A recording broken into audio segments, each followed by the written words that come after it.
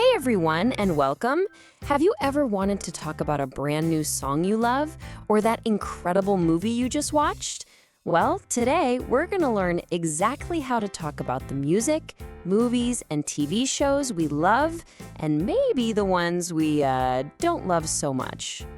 So picture this. You're hanging out with a new friend, and you really want to ask them about their favorite band or what they thought of that new superhero movie. Today, we're going to give you all the tools you need to have that exact conversation. You ready? Let's jump right in. All right, first things first, we've got to start with the basics, right? Think of this as building block number one for a great conversation.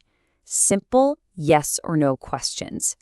This is how we open the door to finding out what people are into.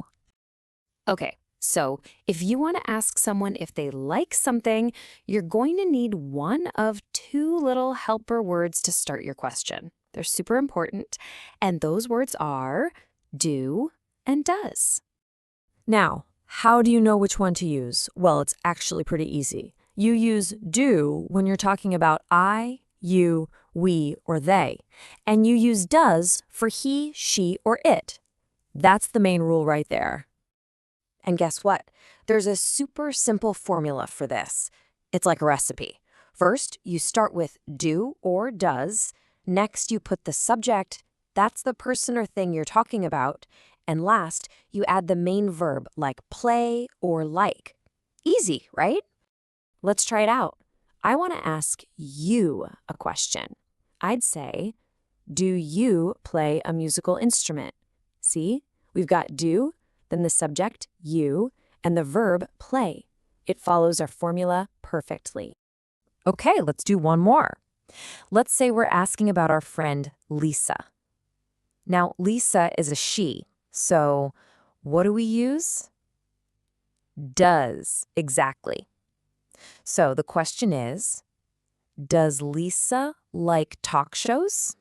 Okay, listen up because this next part is super, super important. It's a really common mistake, but you're not going to make it. When you use does in a question, you never add an S to the main verb. So you say, does she like rock? Not, does she likes rock? Think about it. The S is already on does, so we don't need another one. Got it? So how do you answer these questions?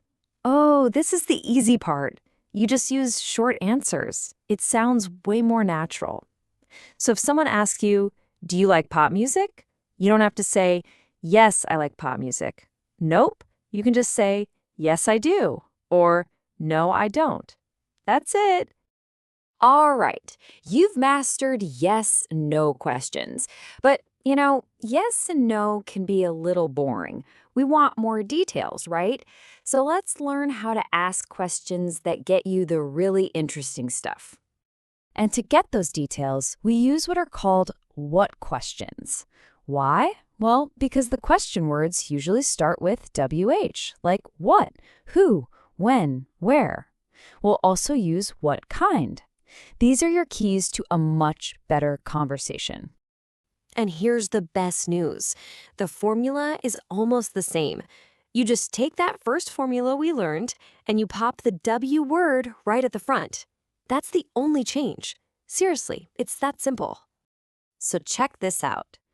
Instead of asking, do you like music, which is just a yes or no, you can now ask, what kind of music do you like? See? Now that gets a much more interesting answer. Okay, for our last section, I'm going to let you in on a little secret. This is a trick to make you sound so much more natural when you speak English. The whole idea is to stop repeating yourself. How do we do it?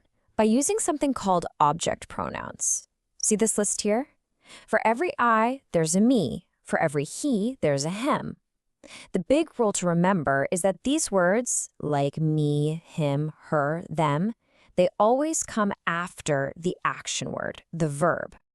Let me show you what I mean. You could say, we don't listen to hip-hop.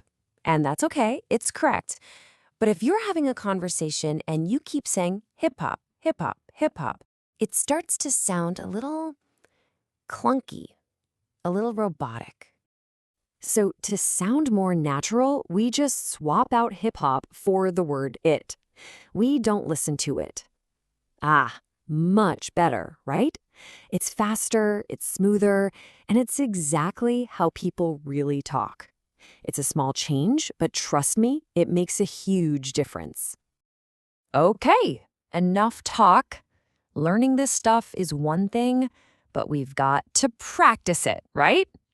Let's try one out together right now. You ready? Okay, look at the screen. We've got a fill in the blank question. It says, blank, your parents listen to jazz. So, what goes in that blank? Is it going to be do or is it going to be does? Think about it for a second. All right, you got your answer?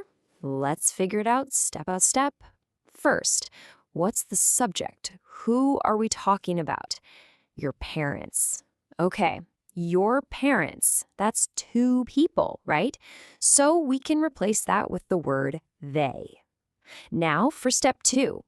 What's the rule for they? Which helper verb do we use? We use do. You got it. Which means the correct answer is do. Do your parents listen to jazz? Yes, great job. See, you're totally getting this. Okay, we've gone through all the building blocks you need to talk about music, movies, all that fun stuff. But now comes the most important part. It's your turn to actually use it. So what should you do now? Well, first, open up your workbook and do some of the exercises there. But even better, go find a classmate or a friend and ask them, hey, what kind of TV shows do you like? Use these new skills.